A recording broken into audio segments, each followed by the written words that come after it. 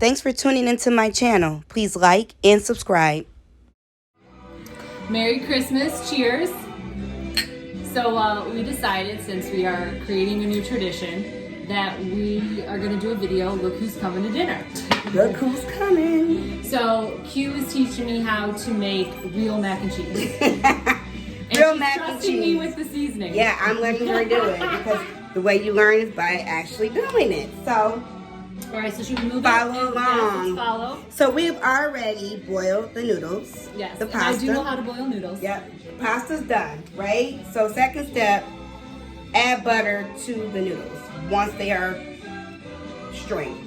Is it strained? Yes. Okay. So now we're at the seasoning part. This is the most important step. But before that, should we talk about the cheeses that we use? Oh, sure, yeah. Because I didn't know this. So my preference of cheese, as you know, if you cook macaroni and cheese, you know you can use whatever cheese you want that you prefer. But I personally use Monterey Jack, Colby, and sharp and mild cheddar. So that's what we use for the mac and cheese.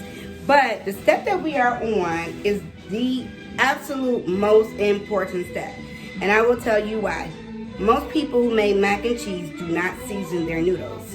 And I mean, think about it. It's just a pasta noodle that has no flavor. So if you want good, tasty mac and cheese, you gotta use seasoning. And as you know, what seasoning do we use? Lawry. Okay. So Amber has already sprinkled Now the we can noodles. move. We're going to move a little closer so you can see inside this beautiful pot of stuff. You see all that stuff? Yummy. Let's look over at the cheese. Yep, that's for our cheese sauce. So now we're going to add a little pepper to the pot. Where's the pepper? We gotta get the pepper. Gotta get the pepper. I'm just going to be the camera woman. Nah, sister, you ain't getting out that easy. No, better girls. Okay. Amber, come on, get this. What? Okay, I got it. You got it? Okay. Here is the pepper. I'll do this step, Amber. I just want to make sure that it's getting. Can you see it? Yeah. Okay. Beautiful. Look at that. Now Dusting. this looks like a lot of seasoning, but trust me, it's not. And the reason is because again, pasta is very starchy, has no flavor, and it's gonna just soak right up. So we're just gonna go ahead and stir that in. The way that I know I put enough is if my noodles at the end of me mixing this all up have an orange tinge. That lets me know I put enough seasoning salt. And the little pepper on there looks delish. That's called delish. The next step that we will do is we will add an egg. One egg. Boom. We're going to crack that sucker open. Now we're going to stir. Stir, stir, stir. We're going to mix it all in. And when you get your noodles really nice and shiny, you know that it's mixed in really well. And that's how you can tell if the egg has been mixed thoroughly, is if the noodles are really, really shiny and sticky. So the next step is super important. Sour cream.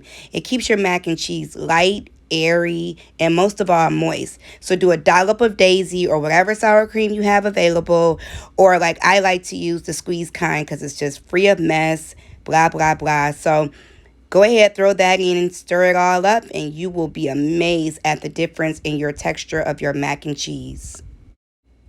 So you just want to go ahead and stir that in really, really, really well. Get all the noodles nice and covered so we can move on to our next step, which is the cheese sauce. How exciting. So I usually just cover the bottom. I can't tell you how much milk. Again, I don't measure anything. I just pour. So I poured a whole pack of Monterey Jack and Colby and mild cheddar in this cheese sauce with the milk.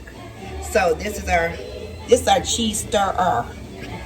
So we're going to start working this in. So since we got quite a bit of, I was telling Amber that I don't really know how to tell you how much milk to use until I start stirring. I can see it, how you need more. Yep. So you just add more as you go. And the thing is, never worry about adding too much milk because usually it will evaporate, even if you put in a whole bunch. That's the beauty of milk. So, oh shit. Shoot. It's all right. We swear on here. I do swear quite a bit, actually. Okay, so we're just, and this moves quickly. So what I'm going to do is let Amber take over stirring this because I got to get the pot that we're going to transfer all this good stuff to. Just keep stirring? Yeah, keep stirring.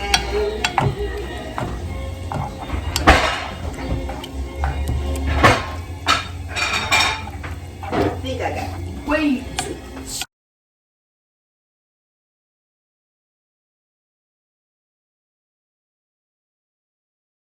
What's your favorite layer to the mac and cheese? My favorite layer? Yeah. The top. Yeah. Because nothing like a pretty brown, toasty top. I'm making a mess, guys. I don't have nothing on my counters. Are getting effed up right now. So we're going to just pour this in. I pour in. So good. Not going to pour in the whole thing just yet. Have you ever had mac and cheese that's just too freaking cheesy? I have. So what I do to avoid that, I never pour in the whole thing. I always kind of mix it in first. Yep, there you go. There you look at that. We want to make sure it gets all up in it. So you know, mac and cheese is really cooked already. I think the only thing that's kind of raw is the egg. And again, I don't always use an egg. Sometimes I do, sometimes I don't. I mean, either way, the sour cream more than makes up for it. So depending on your preference of cheesy. Amber, what do you think? You want more cheese or are you good? You're making the call on this one. I think maybe just a little bit. Okay, let's pour it in. You might as well just, well, we don't want to put it. There you go. I think that's good. That's good? All Yep. right. Look how cheesy and stretchy. That is delish. Look at the cheese even like oozing out of the pot. This is going to be a party in my mouth. Okay. Camera skills are... Yeah, beautiful, right? Okay, so now. So now we've gotten all that done. What I'm going to do next is just shake it to level it out. Boom. Last step, we're going to add some sharp to the top.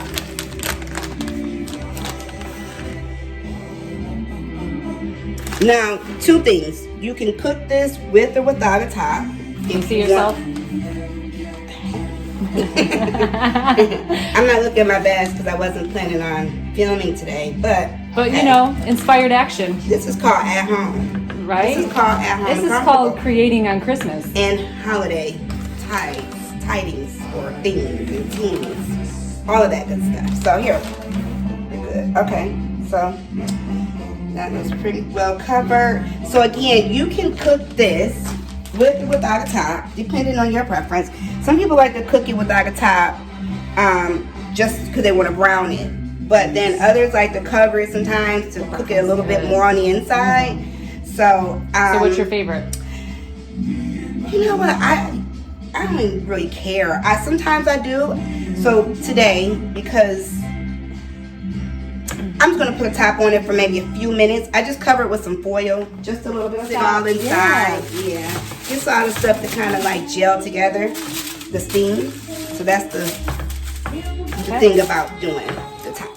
So I didn't even preheat the oven. I look inside the oven. You want to see in there? All right, so let's talk about what we need to do for the... We're going to put it on 350. Let that cook for about 5 to 10 minutes.